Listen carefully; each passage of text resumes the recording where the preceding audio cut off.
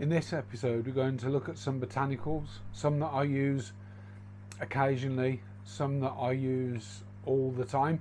So stick with me, and what we'll do is we'll go through each of those, what they offer as a botanical, and which ones I use all the time and why. The first botanical I want to look at are lotus pods, or lotus heads as they are called. So this is a lotus head, and what a lotus head is, it's the head of an aquatic plant. Some people get a bit scared by the way they look, so there is an actual phobia of these. I can't remember what that phobia is called, but they can be quite difficult to sink, and what I've found is they get spongy. So once you've soaked them in hot water for a while, if you put them in your tank and then squeeze and squeeze and squeeze them, they will sink. Alternatively, what I have done in the past is cut a slit in the back and dropped a glass marble in there, and that helps to sink those as well. So what I like about these for shrimp is they produce biofilm, they add tannin to the water, but they have a lot of sort of hidey areas and areas to sort of graze on. Incidentally, I also use these in my isopod tubs, but I actually tip them upside down. I've got one at the moment in my giant orange isopods, and they breed like crazy, or they're breeding like crazy, and if I lift this up, all the holes have got loads of little isopods and isopod babies in them. So that's my first one, that's lotus heads. This is one of the larger ones. I've got some smaller ones and some bigger ones actually. Now the second one that I use occasionally is called a canoinus pod, or a cocos pod, and again this is more, it does leach tannins into the water slightly.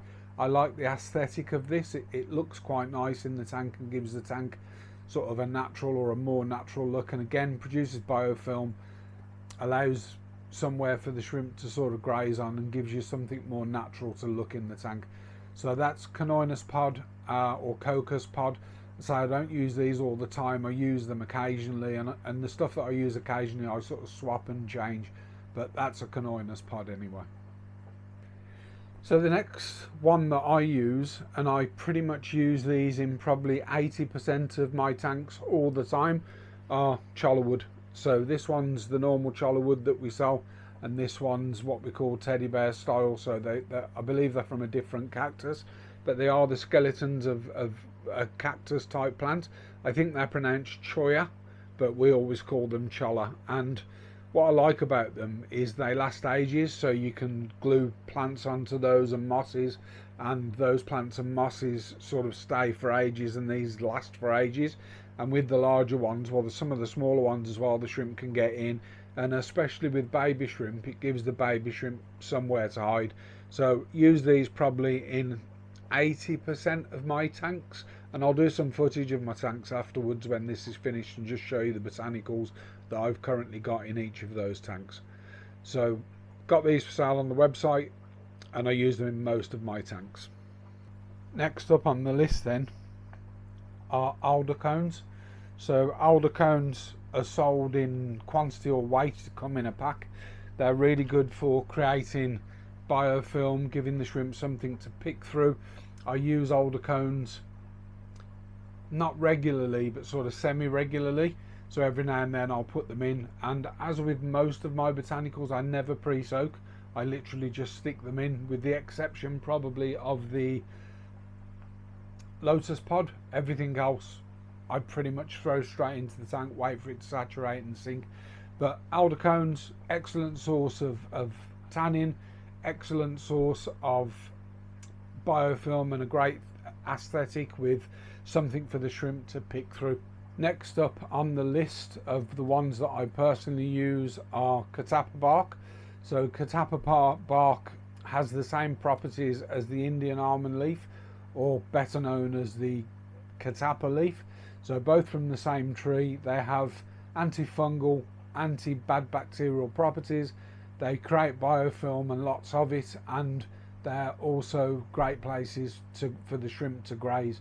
So these are sold in packs of 50 grams, so you get half a dozen or so sticks depending on the thickness of those, and I often break sticks into half or a quarter or a third for some of my smaller tanks, so I don't always put full pieces in. I just use up what I've sort of got open and break it up accordingly. Often full ones, but not always. So catappa bark. Last but by no means least of the ones that I use regularly are jackfruit leaves. So jackfruit leaves offer a biofilm, something that will produce biofilm, and when you put sort of dead aging leaves that break down in your tank into a tank, you also feed the bacteria in that tank. But shrimp will eat this. You know, if they want food, they'll pick away at this as it gets soft. They'll eat this and it will give them great nutrition. So these are jackfruit leaves, sold in packs of 10 or 12, I believe, and they come in a variety of sizes, but I try and put a good variety of, you know, small, medium, large, and if they're too small, I'll put extra leaves in a pack. So jackfruit leaves release tannins, create biofilm, excellent food source for shrimp. And last but by no means least, the humble Indian almond leaf or catappa leaf.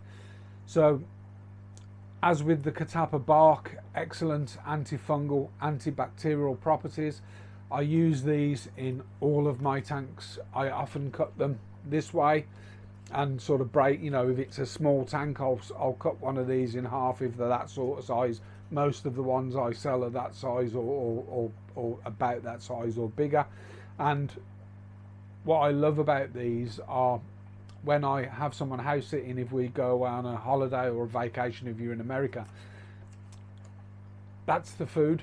I put one in 3 or 4 days before I go on holiday so that it's saturated and sunk, and when the shrimp have got nothing to eat, they will graze on this and the biofilm that this produces. So Indian almond leaf, in my mind, this is the king of all the botanicals that we sell. We do sell lots of other botanicals and they all sort of do a similar thing. Some are more aesthetic, but you know, it's what I use. And I'm with the expensive botanicals, the more expensive ones, I've got them in stock to sell, and if I use up all my stock, I'm going to have nothing to sell to you guys. So there are ones that I use a lot of, and Indian almond leaf is one of those. The only other thing I'd probably add to that, and this is, although it's a botanical, I treat this more as a food. So I've got dried moringa leaf, which is quite small, and that is a food. It's green. Soak it, throw it in the tank, they'll eat it, along with these things up here. So these are mulberry leaves. I don't know if you can see that there. These are mulberry leaves, and again, soak those, drop those in, and shrimp love those. So they're a botanical of sorts, but they're more of a food source. We sell loads of botanicals, you know. We sell Chapuzino pods, we sell, got one here actually, we sell these, I can't get to them, but we sell loads of big pods and cones and stuff, and the reason I don't use them is because I want to sell them to you guys, and I use enough botanicals. So clearly my winner, Indian almond leaf, absolutely fantastic, does what it says on the tin. You know, I'll show you in a second. I've got this in every one of my tanks. So thanks for watching. I'm going to drop a bit of video at the end of me just sort of going through my tanks and showing you the botanicals that are in those. I might overlay it with music, or I might talk over it, I'm not sure yet. But thanks for watching. If you've enjoyed it and you're not a subscriber, it's free to subscribe. Hit that subscribe button, helps us massively. Enjoy the next bit of video. Thanks for watching, and look forward to probably the last one in this series on products we use next time. Thanks guys, bye bye. So first tank, we've got cholla. This is the one that we move some of the fancy tigers into. So we've got a piece of cholla in there with some bucephalandra on. If we move over to the next tank, the same cholla with bucephalandra. Both of these tanks have got bits of lava rock. One's got black lava rock in, the other one's got red lava rock in, and it's just somewhere to grow some bucephalandra really. But again, the shrimps, you know, I know it's not a botanical, but the shrimps sort of go and graze all over that. It's just giving them a surface area to graze over. So that's the first two tanks. Let's have a look at some more. So apologies for any reflections, I haven't turned the main lights off in here.